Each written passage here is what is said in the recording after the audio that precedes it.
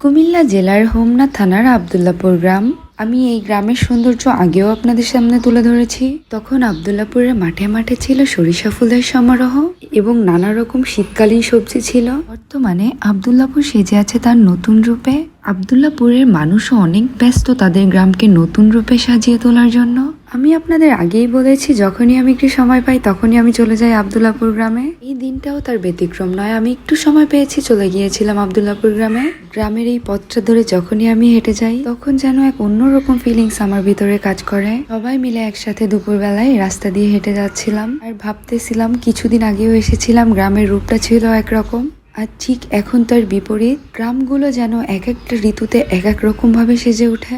অযোধ্যানগর থেকে আব্দুল্লাপুরের ডিস্টেন্স অনেকটাই বেশি। সবাই তো হাঁটতে হাঁটতে একদম ক্লান্ত হয়ে গিয়েছিল, কিন্তু এই সৌন্দর্যগুলো দেখে আমার কোনো ধরনের ক্লান্তি ফিল হচ্ছিল না।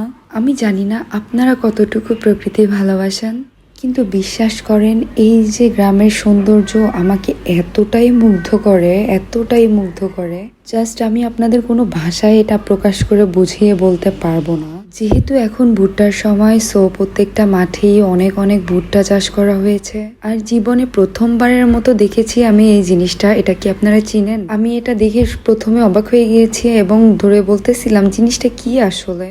পরে আমার যে ছোট দেবর ননদ ওরা আছে, ওরা আমাকে বলতেছিল এটা হলো সয়াবিন। দেখেন, শীতকালের পাতাকপি এখনো জমিতে আছে। এরপর সৌন্দর্য উপভোগ করতে করতে আমরা চলে আসলাম খালামণিদের বাসায়। যে গ্রামের যে বাড়ি, গ্রামের যে পরিবেশ, এটাই আমাকে সবসময় মুগ্ধ করে এবং বারবার এই জায়গাতে টেনে নিয়ে আসে। খালামণিদের বাসাতে অনেক সবজি চাষ করা হয়েছে, পাশাপাশি আছে গরুর খামার। সবাই অবশ্যই মাশাআল্লাহ বলতে ভুলবেন না। প্রতিবারই খালামণিদের বাসায় যে আমি কিছুক্ষণ রেস্ট নিয়ে চলে যাই গ্রাম ঘুরতে। খালামণিদের জমিতে অনেক অনেক ভুট্টা হয়েছে।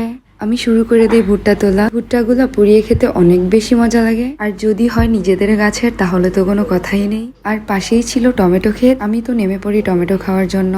কত সুন্দর, মাশাআল্লাহ, একবারে লাল লাল টকটকে টমেটো গাছে ঝুলে আছে। আমি তো ছেঁড়ার জন্য পাগল হয়ে গিয়েছিলাম। আমি বুঝতে পারতেছিলাম না কোনটা রেখে কোনটা ছিঁড়বো। দেন কয়েকটা টমেটো ছিঁড়ে নিলাম ইনস্ট্যান্ট খাওয়ার জন্য। এটা কিন্তু আমরা বাসায় নিয়ে যাব না, এটা এখান থেকেই আমরা যেতে যেতে খাবো।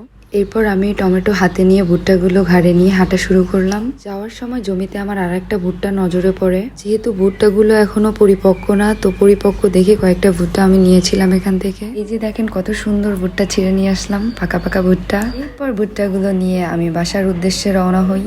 কেমন লাগলো আপনাদের আমার আজকের আব্দুল্লাপুরের ব্লগ অবশ্যই জানাবেন। আব্দুল্লাপুরে গেলে তো আমার দিন প্রত্যেকটাই ভালো কাটে আলহামদুলিল্লাহ। যেহেতু এখন বর্তমানে হামের প্রকোপ অনেক বেড়ে গেছে, সবাই নিজ যার যার বাসার বাচ্চাদের অনেক সেফ রাখবেন। সবাই ভালো থাকবেন, আমাদের জন্য দোয়া করবেন। আল্লাহ হাফেজ।